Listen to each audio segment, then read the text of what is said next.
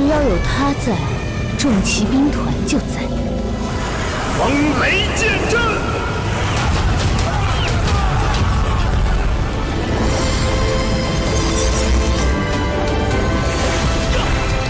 Oke guys, welcome to Cakra Diva dalam pembahasan donghua super epic bin seru Solen Duniaro episode ke-224. Oke, kita review dulu ya episode sebelumnya yang agak bingung buat dibahas karena kebanyakan diam dan senyum-senyum doang si Tante Bibi dong. Ya, pada intinya episode ke-223 menceritakan tentang persiapan dua kubu yang akan berperang, termasuk upaya ketua Sekte Lebah untuk mencari informasi mengenai persiapan pasukan Kekaisaran Tiandou. Dan membuat Bibi Dong menyeringai senang menemukan strategi apa yang akan digunakan untuk memenangkan perang. Setelah sehari kemudian berlalu, baik pasukan Kekaisaran Balero dan Kekaisaran Tiandou telah tiba di Daratan 5 yang berbatasan langsung dengan gerbang Jialing, di mana gerbang itulah yang telah ditentukan sebagai lokasi perang. Berhubung masing-masing kekaisaran telah melihat keberadaan musuh mereka, komando tertinggi pun mulai mengaungkan genderang perang dan bersiap memulai peperangan besar yang akan menggoncang dunia dulu.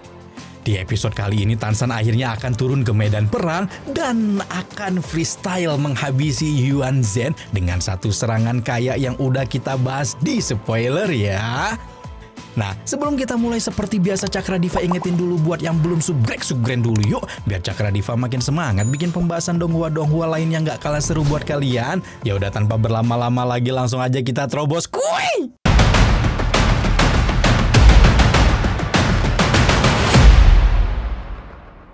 Sekarang Tansan, Shogang dan Gelong telah berdiri di puncak komando untuk memberikan arahan-arahan selanjutnya kepada pasukan Kekaisaran Tiandou.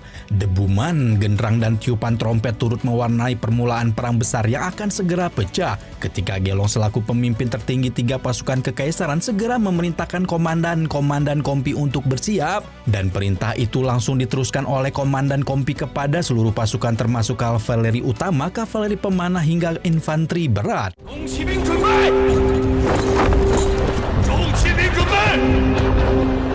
Tidak hanya pasukan Tiandou yang bersiap, pasukan Balero di bawah komando utama Yuan Zhen juga memerintahkan seluruh pasukan garis depan untuk mulai bergerak.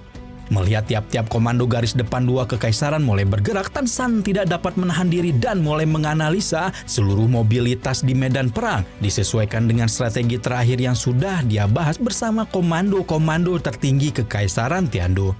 Seperti yang sudah Tansan duga sebelumnya, Balero akan menggunakan pasukan kavaleri utama sebagai pasukan garis depan dan diperkuat oleh pertahanan Sekte Perisai Gajah dan penyerangan Sekte Pedang Angin. Sesuai rapat strategi terakhir, petinggi pasukan Tiandou juga sudah tahu dengan adanya dukungan dari dua sekte besar, maka akan sulit bagi mereka untuk melakukan baku hantam secara langsung dengan kavaleri utama pasukan Balero. Karena itulah Shogang memerintahkan pasukan kecil untuk maju lebih dulu karena mereka tidak menargetkan kavaleri utama yang diperkuat oleh Sekte Perisai Gajah dan Pedang Angin, melainkan pasukan belakang Balero pelindung.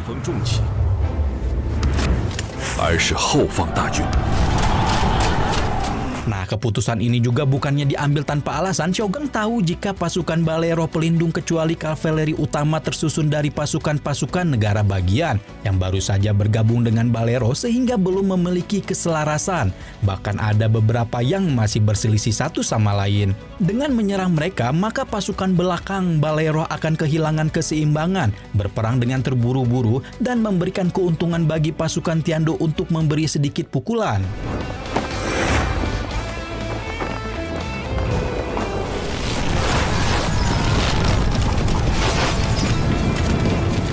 Bibi Dong langsung tahu jika mantan kekasihnya yang menjadi otak dari seluruh skenario pasukan Tiandou. Kemampuan penasihat besar Kekaisaran Tiandou dalam menyusun taktik dan strategi memang patut diacungi jempol. Namun sebagai seseorang yang sudah mengenal Shogang sampai ke dalam-dalamnya, Bibi Dong pun bisa menebak jalan pikirannya sehingga dalam waktu yang sangat singkat ini, Bibi Dong telah menyelesaikan perselisihan antara negara bagian, bahkan mengajari prajurit mereka menjadi seorang ahli perang.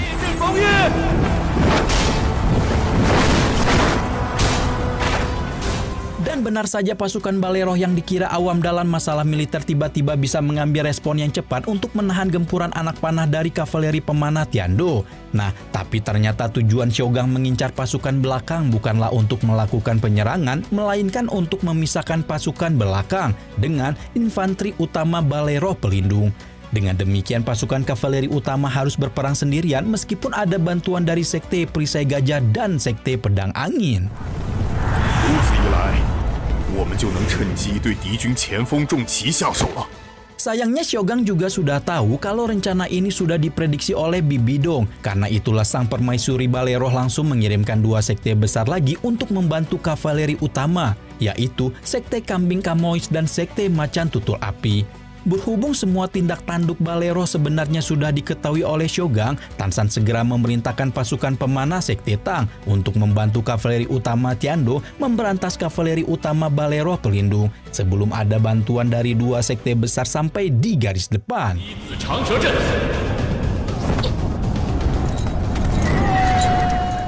Bai Hei selaku tetua balai kecepatan langsung mengutus muridnya menyampaikan pesan bagi pasukan di garis depan untuk membubarkan formasi sementara karena pasukan pemanah Sekte Tang akan segera menggempur medan perang dengan busur silang Xiaoge-nya.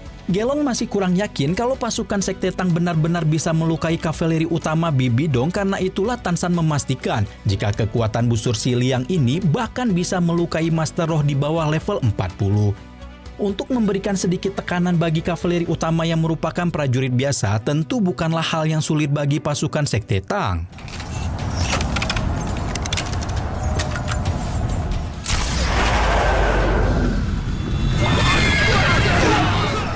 Dan benar saja begitu busur silang Xiaoge ditembakkan, seketika puluhan bahkan ratusan prajurit di kavaleri utama pasukan Balero mulai bergelimpangan dan berhasil membuat kondisi medan perang di sisi Balero cukup kacau.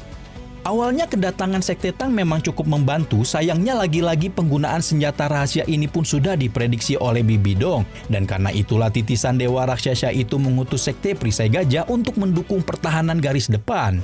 象甲军团的武魂钻石猛犸，仅次于日之一族的板甲巨蜥武魂。 Sudah menjadi rahasia umum bahwa roh pelindung Sekte Perisai Gajah alias Mamut Instan merupakan salah satu roh pelindung tipe pertahanan terkuat yang hanya berada satu tingkat di bawah roh pelindung Badak Zirah Baja Sekte Pertahanan Pimpinan Niu Gao. Karena itulah jika hanya menahan serangan senjata rahasia Sekte Tang tentu bukan merupakan hal yang sulit dilakukan oleh Sekte Perisai Gajah. Belum lagi Sekte Perisai Gajah juga memiliki pemimpin seorang Master Roh tertinggi yang bisa menahan serangan Master Dunia Roh sekalipun.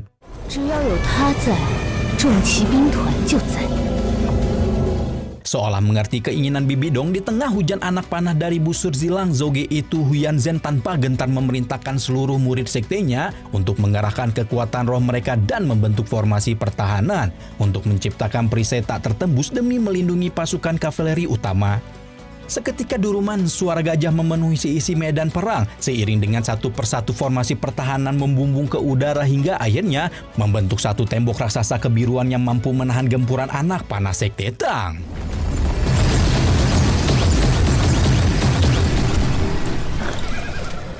Melihat seluruh serangan Sekte Tang berhasil dihalau oleh Perisai Gajah, kini gantian pasukan Tiando lah yang ketar-ketir, karena sekarang sisi musuh bisa terus bergerak maju tanpa takut terluka. Melihat pasukannya ditekan, temperamen Gelong agak berubah menjadi kelam. Tampaknya komando tertinggi 3 pasukan itu tidak bisa menahan diri untuk menyusun strategi yang lebih matang dan malah memilih melanjutkan serangan di tengah pertahanan luar biasa Sekte Perisai Gajah. Perintah Gelong menyebabkan kondisi di medan perang cukup kacau, karena meskipun secara kekuatan pasukan militer Kekaisaran Tiando lebih unggul, tapi pasukan Balero yang disokong oleh pertahanan Sekte Perisai Gajah dan didukung dengan cukup banyak pertarung dengan kemampuan Master Roh tetap mampu meredam berbagai serangan hingga kubu Balero pelindung bisa mengendalikan situasi dan memberikan pukulan lebih besar kepada pasukan Tiando.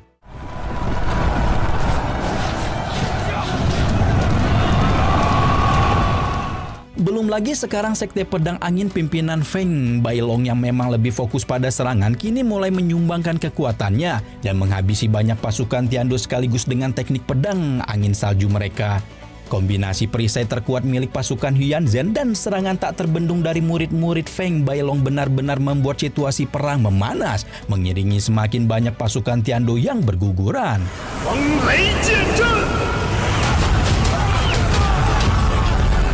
Serangan besar-besaran dari formasi perang petir yang dirapal oleh pasukan Sekte Pedang Angin pada akhirnya membuat pasukan Tiando yang tersisa di garis depan memutuskan untuk mundur untuk mengurangi lebih banyak kerugian di kubu mereka. Situasi yang sangat tidak menguntungkan ini cukup membuat bahkan Shogun pun kebingungan. Apalagi Gelong yang melihat gelagat melarikan diri dari pasukannya tentu saja merasa pusing karena sifat tanpa gentar merupakan sumsum tulang utama dari pasukan militer.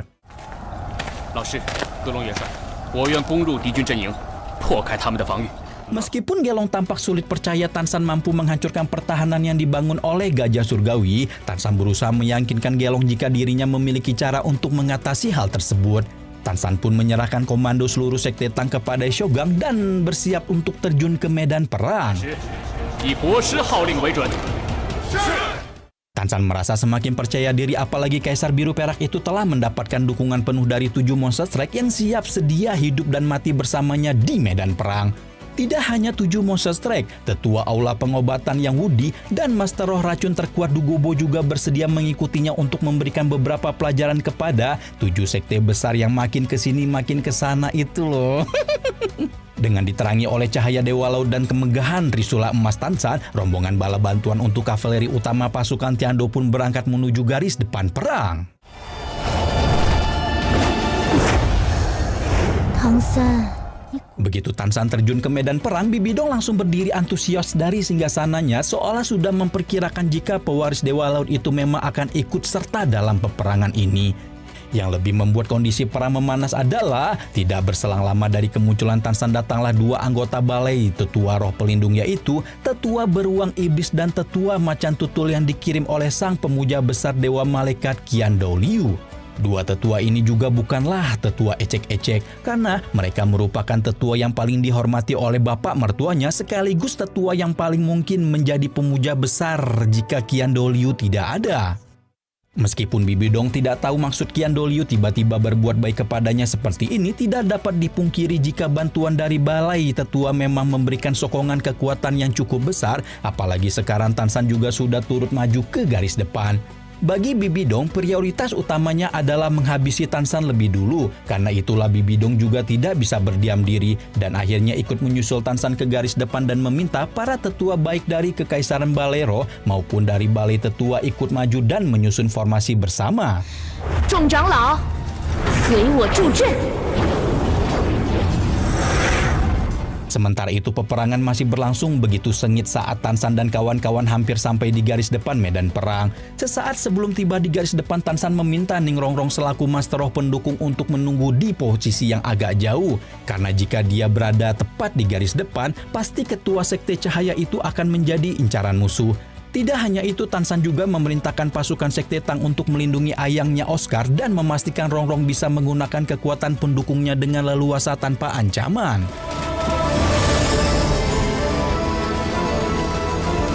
Setelah memastikan Rongrong dalam kondisi aman, Tan San dan monster strike lain juga duo embah-embah melanjutkan perjalanan mereka menuju garis depan dan bersiap menghancurkan pertahanan Sekte Perisai Gajah dengan berbagai spekulasi berputar-putar di pikirannya. Meskipun begitu, pasukan Tiando sudah mengalami 2 kali kegagalan dalam penyerangan dan Tan San tidak bisa membiarkan pasukannya dipukul lebih jauh lagi. Karena itulah tidak mau banyak berpikir lagi, Tan San dan 7 monster strike segera merangsek ke depan dan ikut berperang bersama kavaleri utama.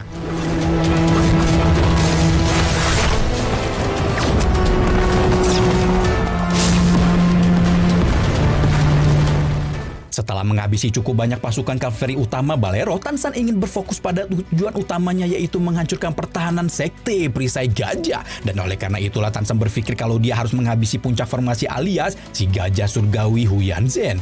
Sementara itu di sisi Sekte Perisai Gajah, Huyanzhen yang melihat Tan San mulai mengerahkan trisulanya kepadanya malah menyeringai kesenangan dan malah bersiap sedia menjajal senjata dewa tersebut.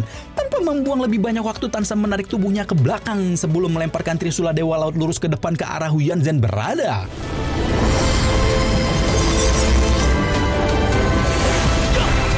Laju Trisula Dewa Laut berhasil memporak-porandakan setiap eksistensi yang ia lewati, mulai dari tanah, pohon, batu kavaleri utama Legium Balero, sampai dengan murid-murid sekte perisai gajah yang sudah mengaktifkan pertahanan dengan kendaraan mamutnya tanpa ampun.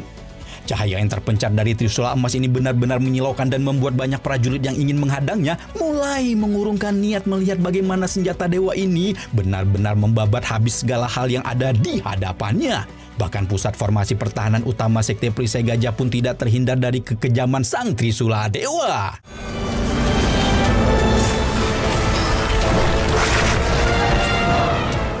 Huyanzhen hanya bisa terbelalak matanya melihat bagaimana Trisula Dewa Laut itu dengan raut melahap seluruh formasi sekte perisai gajahnya hanya dalam satu kedipan mata. Namun Huyanzhen tidak bisa membiarkan harga diri sektenya diinjak-injak begitu saja. Ketua sekte perisai gajah itu mengeluarkan semua cincin rohnya dan merapal teknik tertingginya, yaitu teknik roh ke-8 Mamut Intan yang disebut sebagai Intan tak terbatas.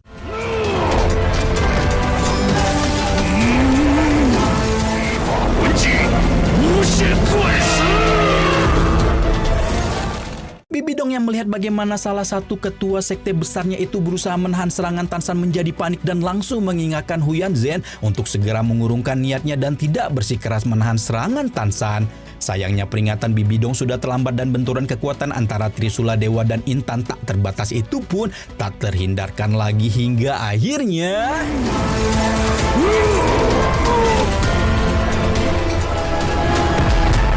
Trisula Emas Dewa Laut menembus kepala sang gajah surgawi dengan begitu kejam, meninggalkan jutaan pasang mata hanya bisa terpana melihat bagaimana salah satu master roh dengan pertahanan terkuat di dunia langsung modar hanya dengan satu serangan Tansan. Gelong pun sekarang benar-benar mengubah pandangannya tentang Tansan dan menyadari kenapa Tansan bisa mendapatkan kedudukan yang begitu tinggi di Kekaisaran Tiandu. Kini keadaan berbalik dan Kekaisaran Tiandu berhasil memungut kepercayaan diri mereka kembali bersamaan dengan mendaratnya tubuh tegap sang pewaris Dewa Laut yang berdiri kokoh di tengah medan perang, seolah mengobarkan pandangan yang meneriakkan kekuatan dan memaksa musuh menghitung mundur kematian mereka.